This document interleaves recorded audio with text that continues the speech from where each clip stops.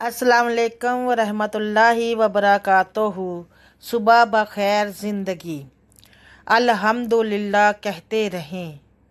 सुबह से शाम तक सैकड़ों काम ऐसे होते हैं जो आदमी की मर्ज़ी के मुवाफिक होते हैं।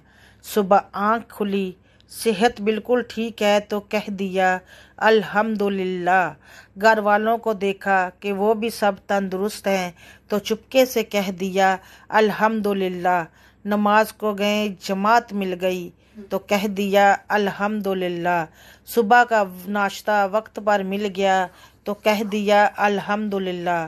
काम पर जाने लगे मगर ट्रैफिक के बावजूद सही वक्त काम पर पहुंच गए तो कह दिया अल्हम्दुलिल्लाह। बस में जाने वाले को खतरा है कि बस मिले या ना मिले, मगर मिल जाए तो कह दिया अल्हम्दुलिल्लाह।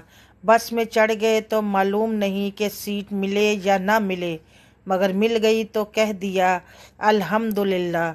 वापस घर लौटने पर अहले खाना को बशाश बशाश देखा तो कह दिया अल्हम्दुलिल्लाह।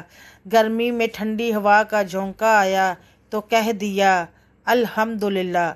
गर्ज जो भी काम छोटा हो या बड़ा तबीयत के मुवाफिक हो जाए या कोई दुआ कबूल हो जाए, जिस बात से भी दिल को लज्जत व मसरत हासिल हो, जिस कार खैर की भी तौफीक हो जाए, उस पर अल्लाह का शुक्र दिल व ज़ुबान से अदा करने की आदत डाल ले।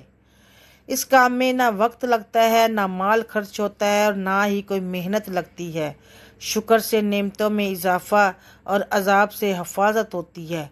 अल्लाह ताला फरमाता है, अगर तुम मेरा शुक्र करते रहो तो मुझे क्या गर्ज पड़ी है कि तुम्हें अजाब दूँ। सूरतुल नसा आयत नंबर 147। और मज़ीद फरमाया इब्राहीम सूरत 7 नंबर आयत, अगर तुम मेरा शुक्र करोगे तो मैं नेमतों में इजाफ़ा करूँगा। अल्लाह ताला हम तमाम को अपना शुक्रगुजार बंदा बनाए। आमीन सुम्मा आमीन या रब्बुल आलमीन।